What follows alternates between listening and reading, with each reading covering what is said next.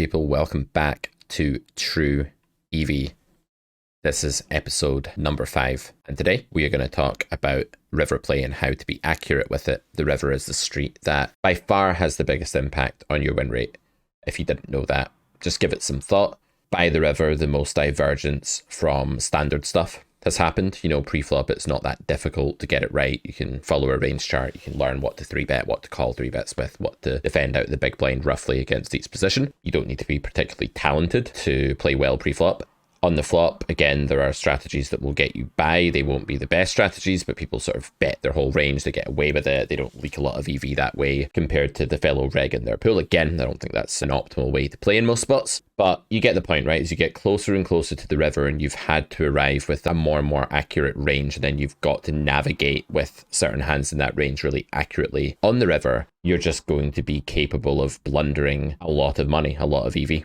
That's why, in combination with the fact that pots are very big by the river, you really want to study this spot and you want to think about it in a vacuum and you want to think about it really exploitatively, hand versus range. This is by far the part of the game tree where people are the least balanced. They're miles and miles away from GTO, which is obviously the premise behind the series, is just engaging with your opponent's range for what it is and not for some kind of what it should be theoretical idea. Let's do that. Let's talk about what our opponent's range actually is in the river hands we're going to play today and, talk about the true EV of our options and pick which one is best. So a regular here, relatively active, not massively aggressive or anything, but certainly not like a net or a really passive player either. Min opens under the gun. We peel queen 10 off here in the big blind and we go to a flop of 7-4-6. So this is basically a very high frequency donk bet board. I think if I check, there are players in the pool that will c-bet this way too often, and against them I don't mind just check raising like a myriad of different bluffs on this flop. That's really good for me. When I don't have that read though, and I'm a bit squeamish about check raising a c-bet because there are people who are also just really nitty on a flop like this with their c-betting, I'll probably just donk bet. And donk betting is going to perform quite well. This is not a texture that villain can really raise too liberally on. A lot of people don't want to raise any one pair hand against a donk bet on a board like this. So just starting off with the donk bet here, I think is okay on a texture that's very much the big blinds kind of texture. Villain calls and we move on to the 10 of hearts turn. This is an interesting spot actually. I do think the opponent's range here does contain a bunch of hands that beat us still. It's going to have some king 10 of diamonds, king 10 of clubs, ace 10 of clubs, ace 10 of diamonds, ace 10 with the ace of diamonds, jacks, queens, kings, aces at some frequency. I don't think it's really going to contain many sets or anything like that or two pair. The question we have to answer here is it better to block bet again and hope that the combination of denying equity and getting called by 8s, 9s, 5s, 3s plus draw is better than checking and hoping the villain bluffs? What would villain need to bluff with? I don't know. Something containing the queen of diamonds potentially, so that's maybe a blocker that makes us not want to check, but that's a very small deal.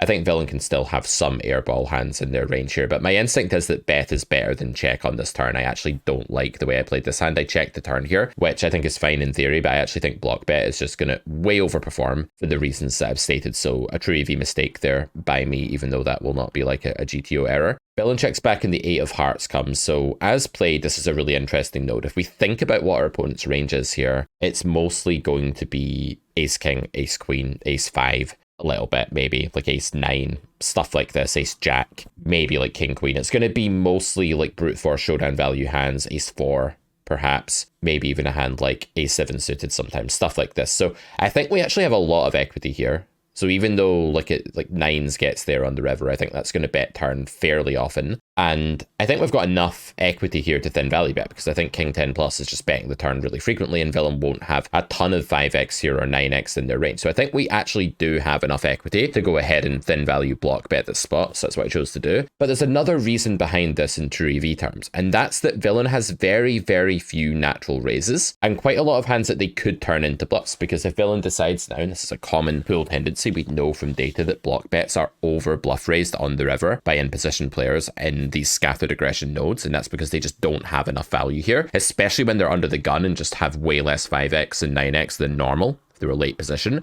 they'd have more straights here by and large. So we know from data that this spot's probably over bluff raised, and we know that people are turning way too many showdown value calls into bluffs.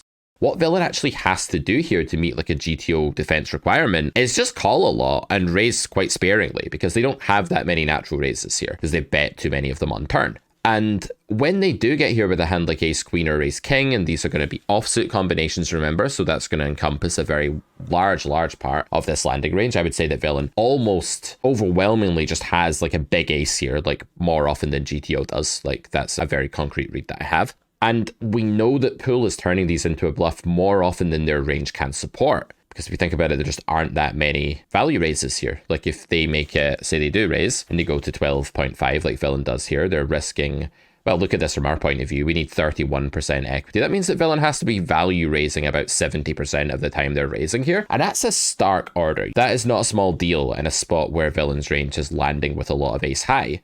I don't want to call ace high here because it's 4 straight and it feels grim to call ace high here. So the other purpose behind this block bet is that I strongly suspect that if it gets raised by a random reg, I will be doing very well, like way better than I should be. So this is kind of like, I guess you could say it's to induce.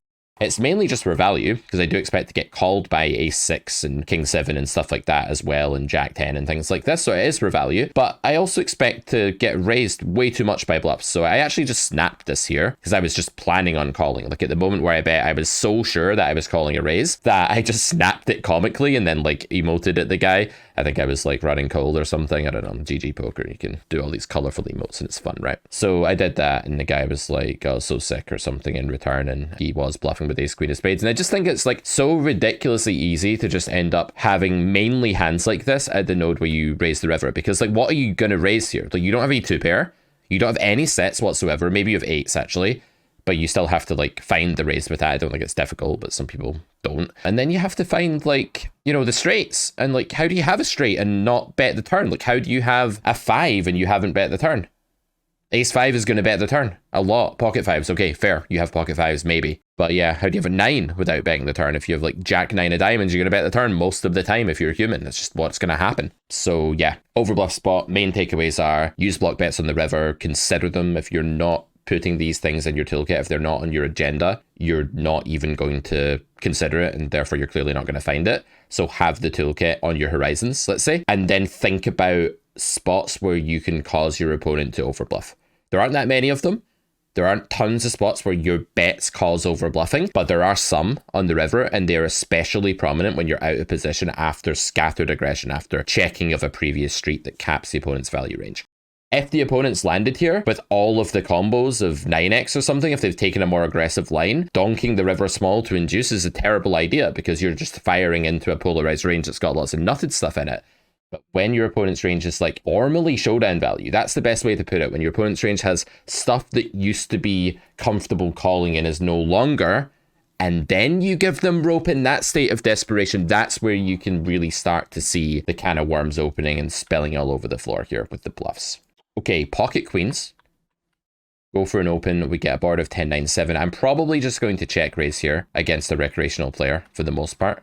The turn comes 4 straight. So now we have to weigh up what the best line is. I think checking's bad. And the reason for that is that 4 straight turns are not bluffed very often by recreational players at all.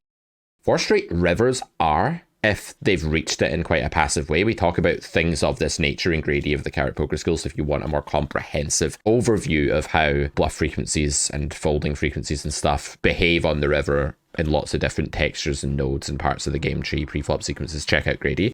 But for today's purposes, if a spot is underbluffed when you check, if it's not being bluffed very often and you have a hand that can value bet small, you just want to value bet small, right? So that's a really reliable rule, that you don't want to be bluff catching hands that could value bet for a small sizing in underbluff spots. Like, very valuable rule. Like, write that one down. Pause the video, literally write it down. 8 of diamonds turn, so we go for a small bet here based on the fact that we have that read. And villain calls, so their range is mostly 1 pair here, for sure. There's going to be some 2 pair. There's maybe going to be some jack X, but it's super unlikely to both check flop and not raise turn. That's what we call jumping through multiple hoops, you know? If I throw something over my back and it lands in, let's say, the bin behind me, one time, that could be fluke, right? It could be, wow, that was really lucky that Pete got that thing in the bin without even looking. If I do that 2 or 3 times, it's now like, okay, Pete must be trained in this. There must be a really specific reason for this happening. So your opponent jumping through the multiple hoops of not betting flop when checked to with a hand containing a jack, just think what that would be. Queen jack, king jack, jack 10, recreational players are going to bet these hands all day. They're going to bet them most of the time. And then also not raising turn with a straight. Hand reading tells us this is a jack very infrequently. A jack's probably meant to mix here in equilibrium. It's meant to sometimes slow play, because that's how 4 straight boards are. They're incredibly polarizing. Therefore, the 1 card straight just doesn't actually raise that often. Even to the sizing, it probably slow plays. So kind of crazy stuff from the GTO realm there, as always. Kind of nonsense. On the river, we have effectively the nuts. King Queen is a thing in the opponent's range. We heavily block it. But besides that, we are just going to get called by chops a lot here. So the first thing you have to realize to optimize this river spot is that normal bet sizes will be called by chops. Don't have some bizarre assumption that like weaker players will fold all chops. Some will. Some will be like, oh, I can only call for chops, so I'm going to fold. Or like, oh, this guy's a queen. But a lot of the time, they'll just be like, oh, this guy's trying to bully me. Like, he has ace king, he's trying to bully me. So when I do this, like, I'm just deliberately picking the highest EV sizing, in my opinion. Now, we can debate this, but I think this is the best sizing. I'm pretty confident, actually, that something like this is right. Now, you could argue down to the last grain here that 9.42 is better than 9.35, and you're right. I left 7 cents on the table. You know, you are right. But as long as we go for a bet here that is most of pot and looks like it's under pot and is big, I think we're maximizing. If we go 7 here, we're definitely not maximizing. If we go 14 or something, or 13, I think we're going to cross some kind of inflection point where people don't want to call for half the pot anymore. Like, clearly going all in would be a disaster, right? So we can debate what we think about smaller overbets, but I think the right sizing is pot here. And yeah, just optimizing, making sure that you never check this spot, because nobody bluffs enough in this situation. Recreational players do not try to get you off a chop anywhere near often enough. They don't have that hunger the same way that scavenging vulturous regs do. Until you have grinded out an income from poker or worked your way up the poker hierarchy by grinding, you don't quite have that same appreciation for fighting for scraps. You know, so recreational players who are playing for fun, they're not really here to fight for scraps here. So checking in this underbluff node where people aren't going to try and get you off a chop very often, bad idea. There's a lot of kind of temporary alliances that get formed here between live players and recreational players in spots like this, whereby when one of them checks, the other one's like, yep, cool, we have a tacit agreement that we're going to check this down, because it would almost be unethical to try and bluff each other here. But that's not to say that we shouldn't bluff this spot basically every time that we have the chance to. Like, if we have nothing here, we're bluffing, but we also try and get called and size the value bet accordingly. If I was bluffing, I might overbet. I'd probably overbet, but for value, I'm going to pot it. And that's what good poker is. It's finding out which sizing your hand wants to pick against the recreational player's range and tendencies, and not for some reason arbitrarily locking yourself into using the same sizing with each part of your range. That's really bad poker, so just avoid that at all costs. Okay, moving on. Ace 4 off here, we peel. Very thin peel. I mean, against min, it can't be too bad. This is another board that you can donk quite merged on. You can bet a lot of hands for thin value denial here. The reason the small bet's used a lot here in GTO is that you're just basically denying equity with a lot of vulnerable, relatively high equity hands. And if you don't start betting, villain's meant to range check behind. That's the GTO world. Now, given people see bet too much here, I don't mind checking and check raising when I have a set, but I think this is a nice hand to donk lead. Okay, villain raises tiny. People don't understand raise sizing. They do it in terms of X your bet, and they don't realize that they're raising like a third pot here. If I bet 1.5 into 4.5, the pot becomes 6. If villain called that, it becomes 7.5. He's making it 4 to me into 7.5. That's like half pot, right? It's tiny, tiny, tiny. Yeah, this is a clear call. I don't think we want to turn this into a bluff quite yet and start 3-betting, although it's an interesting line. It's a very interesting line, actually. But put it this way, my radar is kind of switched on here to bluffing later if my hand runs out with low showdown value for the strength of my range. We talked about that right at the beginning of this series when we talked about strong range we can spots. So I have that on my radar. There may be some permutations here where I decide to start bluffing later. All right, so I check, and villain bets half pot. And honestly, this is a grim spot. We are getting 3-1. We do have the ace of hearts, which cleans our ace out up a little bit. We have some redraw to trips, and villain can of course just be over defending the flop. Like, sometimes people just don't want to fold to 1/3 and they call any 2 over cards, and because of that I'm not folding at 3-1, right? So it's a grim spot where we're not folding. And then on the river we hit nothing, but our range, remember, strong range, weak hand, our range is mighty. How do we have a worse hand than this? Ace 3 suited? What would that even be? Ace 3 of spades? Ace 3 of clubs that just call turn? Do we call turn with that? Maybe, yeah. But it's hard, right? There are very few worse hands than this in our range. And that doesn't mean that you should bluff. That is not sufficient for bluffing. You see this all the time. Poker players that aren't that strong trying to discuss poker and saying things like, you have to bluff when you're at the bottom of your range. That's not true in all spots. There's some spots where that's true, but that's not why I want to bluff here. I want to bluff here, well, one, because I think the EV of checking is pretty damn low. We might win by checking, don't get me wrong. Like, if we check here, we do win when villain just gives up some king queen or some ace high that they were merging or something like that. That's possible. But if we do this, we basically get folds from the vast majority of villain's range. This bet to break even, and that's a terrible target in a node where if you check you have some pot share, so breaking even would be a bad result here, right, with this bluff. But the break even point's about 47% fold equity, right, something like that. I think the fold equity is like 75% here. So it has to be high in order for us to want to turn this into a donk bluff, because checking is going to net us some small percentage of the pot. So it's not enough to break even here with a bluff. You need to have fold equity greatly in excess of your requirement to go ahead and do that. But I think this is a spot where this is so unappetizing and disgusting. One of our exploitative rules at Carrot Corner is bluff in spots where lots of your opponent's range is just repulsed, is just feeling bad. And that sounds like really caveman and like not very theoretically sound. But in the real world, this is a spot that makes massive amounts of one pair. 10-9, bluffed flop, jacks, queens, kings, aces. I guess 4 straight, 3 flush. And our big blind range is swimming in nuts here. And we're going to get way more fold equity than we need, and it's going to be better than checking. So find river bluffs in spots like this. This is a really cool spot for river accuracy. How do you get there? A lot of coaches don't do a great job, in my opinion, because they don't tell you how to get to a conclusion that they got to. They tell you the conclusion, and they're like, boom, now you can do it, but it's not true. You can't. And the reason for that is that it has to be on your radar. So remember back on the flop, I said, when I call this raise, I'm aware that there are some runouts, action sequences, hypotheticals where my hand gets turned into a bluff. That puts it on my radar. Just having that awareness on the flop is half the battle. In fact, it's more than half the battle. Then by the river, I don't even need to think, because I've already primed myself to notice this pattern.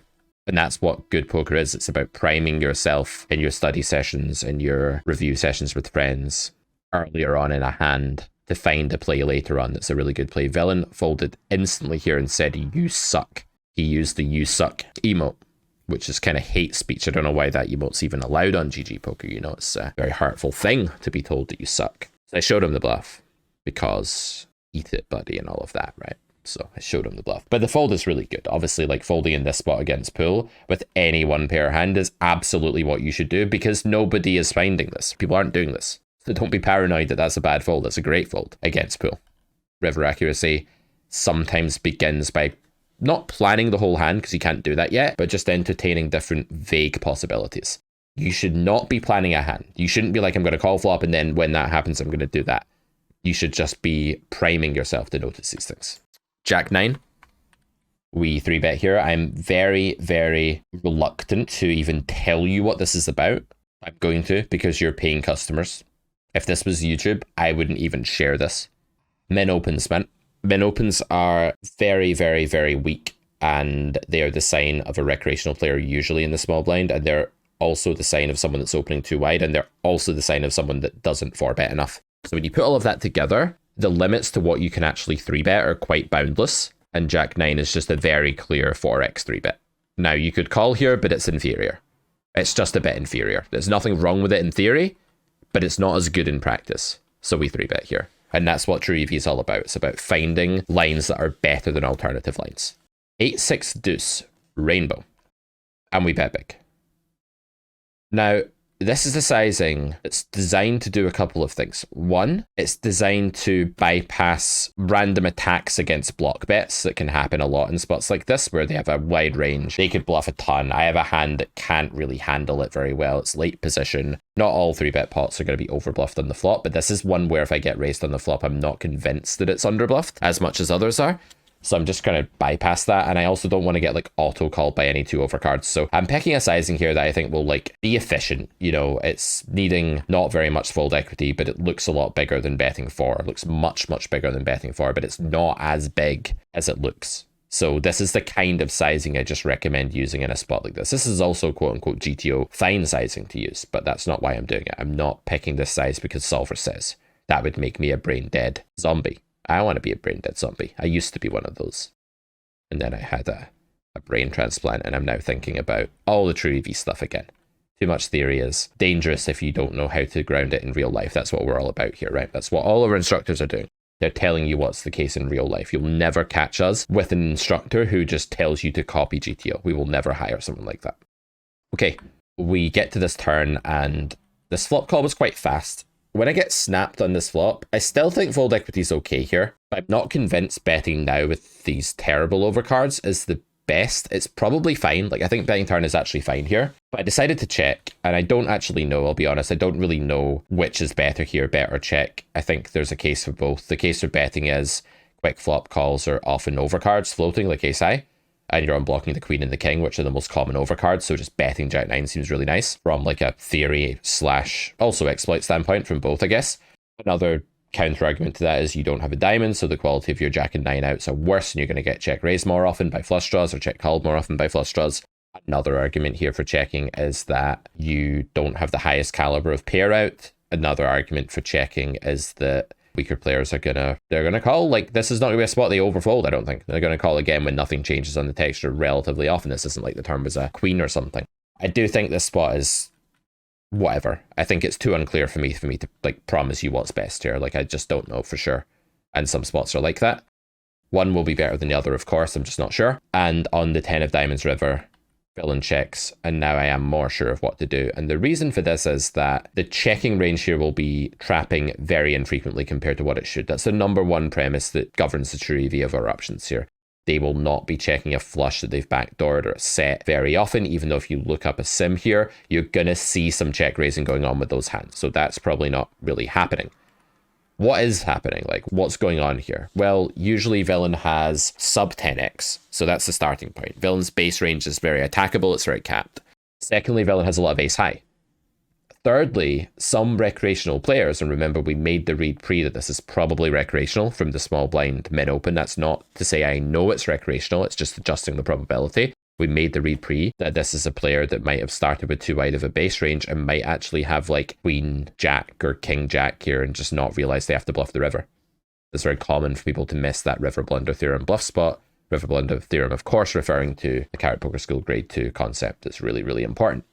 Sizing wise, what I'm aiming to do here is find a sizing that 4s, 5s, 7s might fold to, and ace high will almost certainly fold to. And if I can achieve that, I think I've got about the right sizing. If I go half pot here, the problem is the pocket pairs are going to call me a lot more often in this spot, I think. And I also think ace X will sometimes hero, but I think for this sizing, I've gone over some kind of threshold here. Note how I just went over 30, but not by much.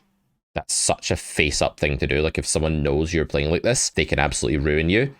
But we don't care, because like no recreational player is sitting there going, oh, 30.8, he went just over 30. He's doing that because he thinks if he goes 29 that I'll be calling more because I'll interpret the first decimal place. Like, that's not happening. This is a safe situation to just find a sizing that looks really big. And yeah, what are we repping if villain can hand read? Well, first off, I don't really care because I don't think this opponent's likely to be very good at hand reading, just from what I've seen so far. And the general recreational player at these stakes is not good at hand reading. If they were good at hand reading, they might hero us here a lot. Because we wouldn't bet this big with a 10, we'd bet a lot of flush draws on the turn, we'd bet sets and overpairs on the turn. We're not really repping much at all. And that's why if you play the spot against a good player, this is borderline spew, because we don't have very many value hands now at all. We have a bet of like ace queen of diamonds at check back turn. It's not clear that we wouldn't just go bigger with that. Probably this is like a spot where our flushes just bomb, and so does some bluffs with diamond blockers, and we don't really bluff very often in GTO, but this isn't GTO. And this is a spot where we're attacking a wide base range with a big sizing, in a spot where most people who aren't hand reading well will struggle to defend. So this gets through. You feel like you're literally like taking a cookie from the cookie jar here in broad daylight. You feel like you're stealing from a convenience store in broad daylight here, because you're like, well, it's so clear that my range is full of shit. But what you have to remember is that it's villain's range and strategy that actually defines the EV of your bet, not your own range. And when you accept that, you're going to do better in these spots. River Accuracy Part 2 is coming very soon. I'm going to do 2 or 3 installments on River Accuracy, both bluffing, bluff catching, all that kind of stuff. I'm going to do more of it. But first, let's look at one final hand this time, where we didn't win a pot, where we folded, where I think it's important to fold. Pocket kings under the gun, and we're called by big blind here. didn't know this player, wasn't sure who they were. We checked back on 6-4-3. It's a very good board for big blind. This is a spot they're meant to donk bet. When they don't donk bet, therefore, what's going to happen is that their range is going to get a bit more polarized for checking, right? Because if you think about it, if you're meant to donk bet a polarized range, but you check everything, you are less condensed than you should be after you check. You're more polarized, that's to say, than you should be after you check. So we want to check back a lot against that theoretically and exploitatively. The thing is here, there will not be that many runouts where I want 3 streets. There's a lot of runouts where I don't want 3 streets here. The king of spades does incentivize betting a bit because it increases the number of runouts I want to bet 3 times on, but it's probably not enough. I think check is good here. Also, bear in mind that they play turn. You know, not so great. Their leading range on turn can be a bit all over the place, and they're probably going to under raise here if I see bet, not realizing it's such a good board for them, right? So there's a lot of stuff here that we can assume villain could be doing wrong against check. So we check. They check, we bet big now. I think I could go even bigger. This is probably the GTO sizing on the 6 where they're meant to slow play a lot here. I think this is fine though. Like, they're not going to have a great hand here very often. This will be a really overfolded node if I overbet. It's probably overfolded for this sizing too. I don't know. I just went for the sizing and I got raised. This should set off alarm bells because in order to be bluff raising here, you need to have a high equity draw, usually. Like, not many people are going to raise you with Jack 10 of diamonds here. That's just not going to be a thing for most people, although it can exist. It will not really be a thing. And so, in order to be raising you with a high equity bluff, here's the biggest problem. They have to be checking turn with that high equity bluff. They have to be checking turn with Queen Jack of spades or King 7 of spades. I know we blocked that, but you get the point. This sort of thing. And I don't think they are. And so this is grim. And the only reason I call here is that I'm getting really good pot odds. Like, this is a small-ish raise for the spot. Like, raising should be bigger here in GTO. If you're going to raise 6x plus here, which is your raising range, you need to be going bigger. Okay, maybe you can raise jacks if you go this size, but it's thin. And I don't think that's happening much in reality. I think people are leading jacks and 10s overwhelmingly often. And if they don't, they're probably just check calling. But sometimes they might do this. But again, it's multiple hoops to say that they're raising jacks here. It's really unlikely. It's really discounted. So we call, and the river's the 8 of clubs, which is a really bad card, actually. Because if they were bluffing with, I don't know, 8-7, they now hit a pair and are very unlikely to bluff the river. And if they're bluffing with, you know, what other hands contain the 8x of spades, I guess, is the other one, like Jack 8 of spades, Queen 8 of spades. But yeah, I feel like this is not the best river card. It's certainly completing some of their stuff, or at least disincentivizing them from bluffing again. Let's say that. So when they bet big here, I actually think this is a fold. I think this is a really bad situation. If they were raising the turn with jacks and 10s or 9s and they were kind of merging like that, I don't think they're going to bet this big on river too often, although it's a possibility for a weaker player. It's not impossible that we are winning against 10s here. It's just super unlikely. And then we are dead to 6-6 bolts, like straights, the main thing villain's actually representing here. There's quite a lot of value combos in range here. And when you get to a spot in the river where villain's line is very consistent with the value and not that consistent with air, and there are a lot of value combos, you just have to fold. You know, you just can't bluff catch these spots. This is not a spot that's overbluffed. There's a lot of stuff going around right now. Like, you'll see people saying, oh, mass data says this. Like, some coaches have got their hands on mass data and they're like spouting out one-liners about how mass data operates. But you just have to be so careful about the specifics of the spot. And when the turn is check raised big blind against under the gun on this board, and then they bet river, it's going to be a really underbluff node at stakes, like where I'm playing these hands. I'm playing these hands at 100 Russian cash, partly because I want to show that that game is really beatable, and partly because I want to actually show you how to beat the opponents you're playing against. Me making content against 500 NL crushers doesn't help you beat 100 NL as much as me telling you what the imbalances are in this pool. So I hope this is useful. We did fold here. I think this is right. River accuracy isn't just about bluffing and value betting, it's also about folding sometimes and bluff catching. So yeah, look forward to more installments in this part of the True EV series about river accuracy. It's the most important spot in the game tree, and to reiterate, it's the hardest because you end up here after lots of different weird things have happened that are different from theory that you might have studied. So it's the most exploitatively rich spot in the game tree as well as river play. So let's get better at it throughout this series. All right, see you for the next episode soon. Bye-bye.